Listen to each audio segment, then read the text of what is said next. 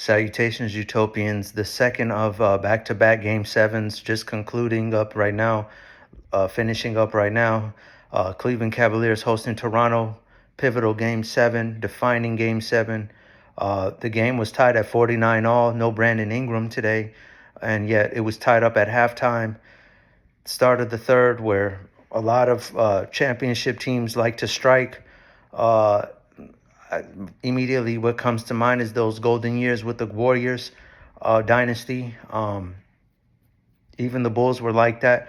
They hopped out on a third quarter 9-0 run, Evan Mobley, and most importantly, Donovan Mitchell. And it just was no turning back.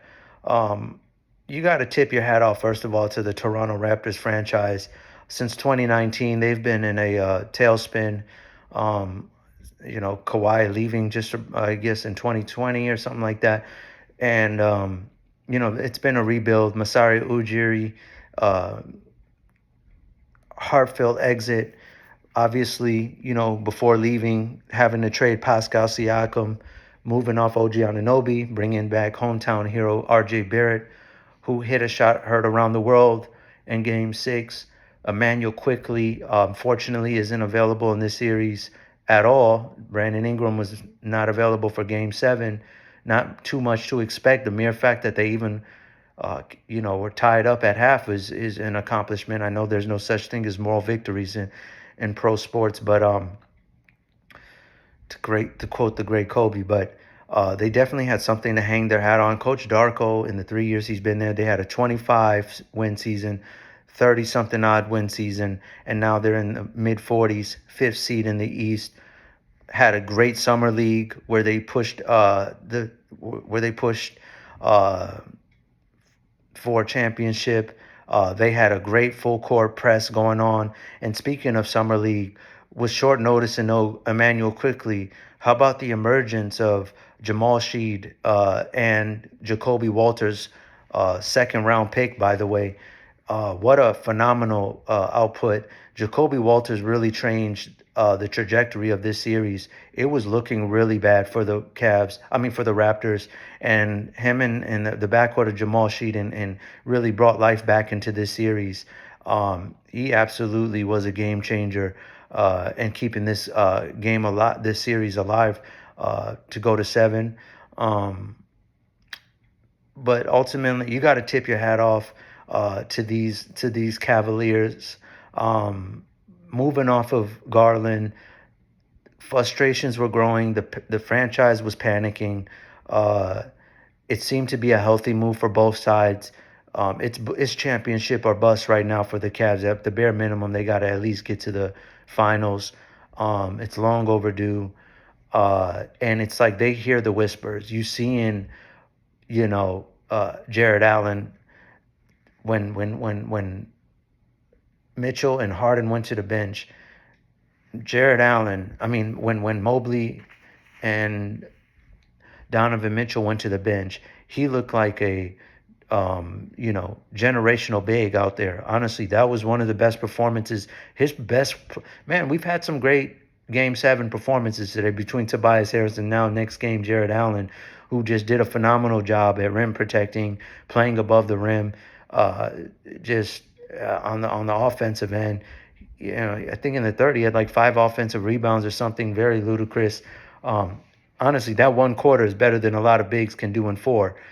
He really did a good job of sealing the quarter. Evan Mobley led the league in dunks this year, keeping that aggressive nature. You really can tell this is a guy who's having like that, I wouldn't say Dirk moment, but kind of like Dirk when he just got tired of getting bullied by the league and he just went on that magical run that ultimately ended up with them defeating the Heat, the Miami Heat, during the Heatles era.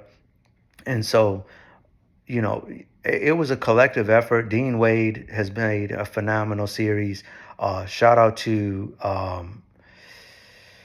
I see his face. Give me a second. It wouldn't be right if I didn't get. He deserves that. Max Christie. No, not Max Strauss. Sorry. Max Strauss had a great series. I was really shocked by the fact that Donovan Mitchell in the third quarter took over as point guard responsibilities. Neither trade deadline acquisition in Keon Ellis or Dennis Schroeder really seen any burn. They just went. This was a defining game. This was a kind of game where we want to put to bed. We want to put to rest. The rumors that we're soft. We're not taking. We don't got killer instinct. This is a team that's fed up and tired of being tired, and they really did a good job. Now, granted, it's a first round. This is what you expect to happen, but a Toronto team like this is very dangerous.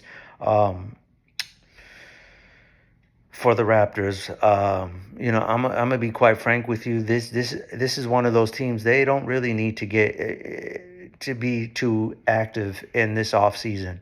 They just need to return with their core, similar to what the Cavaliers have had to do over the years. Just sometimes you got to sit still, and just build on the camaraderie and the chemistry and wait for your time in the league.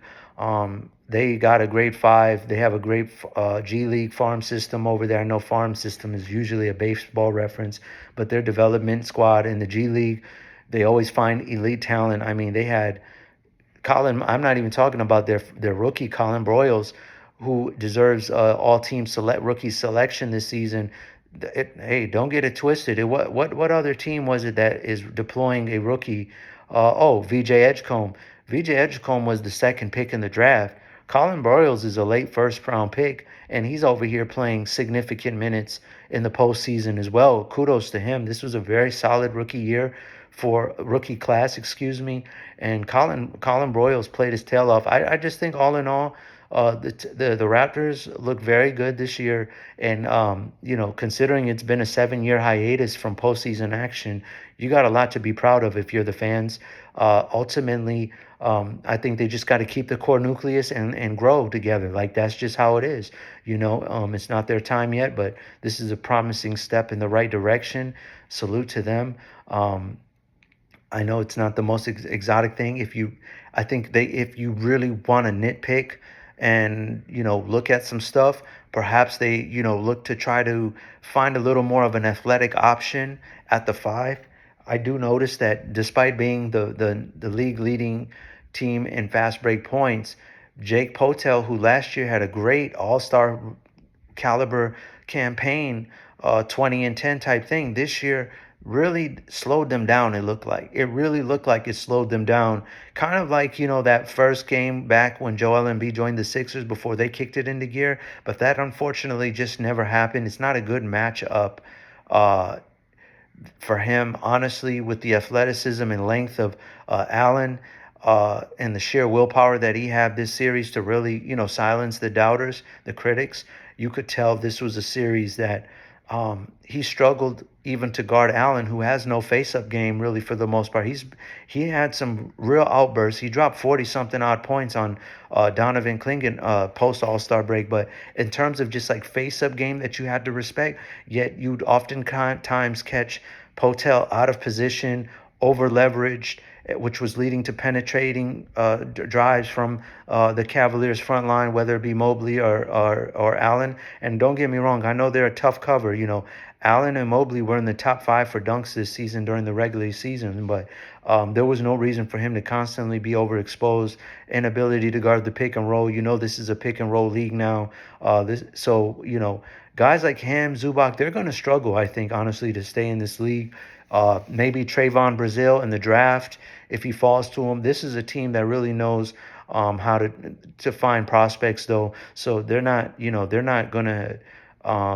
If they identify this as a problem, I know there's a hefty contract that goes with Poto, so it's not going to be able to move off him easily. If in fact they do echo the same sentiments that I see, but ultimately you look at what the Raptors are doing right here. This is a franchise that's on the up and up, and this was a great step in the right direction. Anyone that thinks that this was a disappointment and they should have went to the finals or something like that, it's plainly unrealistic. Again, salute to the Raptors. Cavs advance as they should. They're right on schedule to continue on the path that is expected of them. Hope this video was informative, Utopians. I'll try to do better next time. Global out.